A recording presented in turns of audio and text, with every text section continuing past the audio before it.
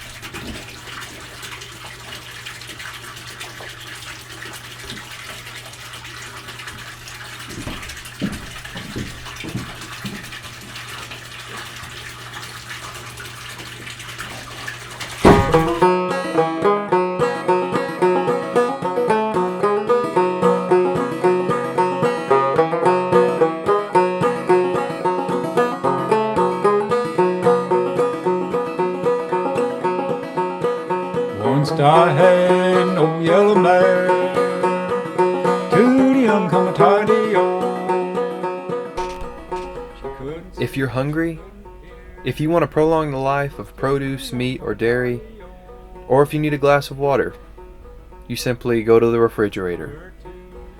This luxury, so often taken for granted, was at one point in time a critical aspect of pioneer life in the southern Appalachian Mountains. Before refrigerators, the spring house was vital in preserving food for hard-working families. Dylan Wilson, the farm manager and restorer at the Center for Pioneer Life, constructed a working spring house to demonstrate just how essential they were to a farm in the 1800s.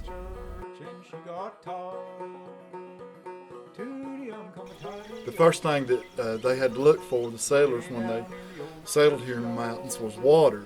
Water was the most important thing. So in every one of these hollers, like this holler, there's probably about 3 springs that come out and make they call it a branch, or a creek that comes out of the holler. So they would go up and find the boldest spring and trace it back into the mountain. It's called heading it up. They'd head it up back into the mountain where it came out of a rock, and they'd dig it out, and they'd make that their spring where they got their fresh water. They would either, if it was a practical place, which a lot of times when you head a spring up, it's back in a rock bar, or it's not a practical place to put your water close to where your farm and your home's going to be. But if it was, they would build a building over it, over top of the spring, and call it the spring house. But if it wasn't a practical place, and they would pipe it. They would sometimes use black gum logs, hollow out.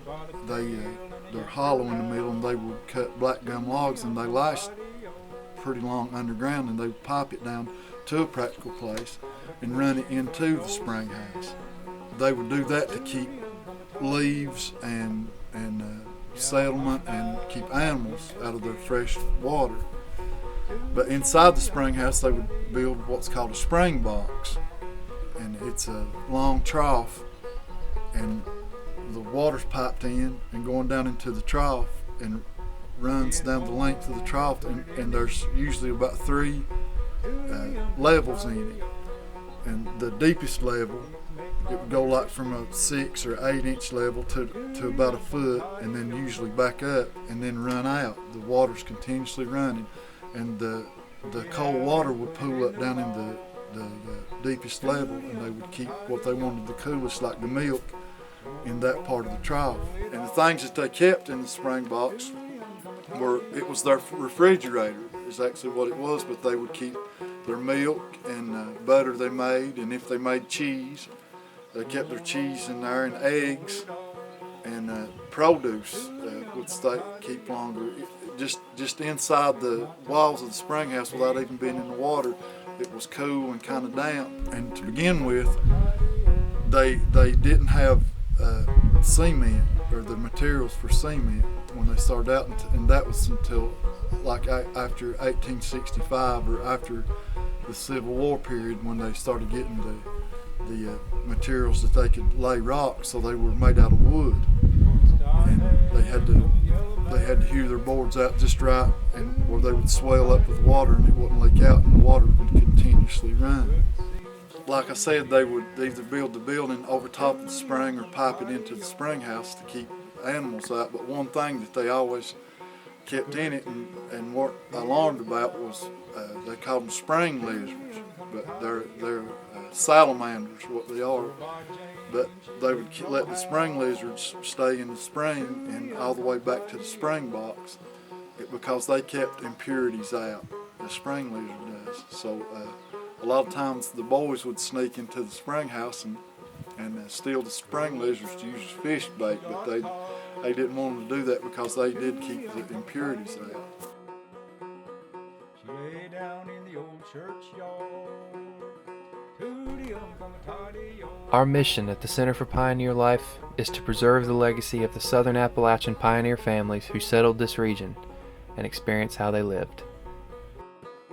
They began to sing and pray. Tooty-um, come a tidy-o.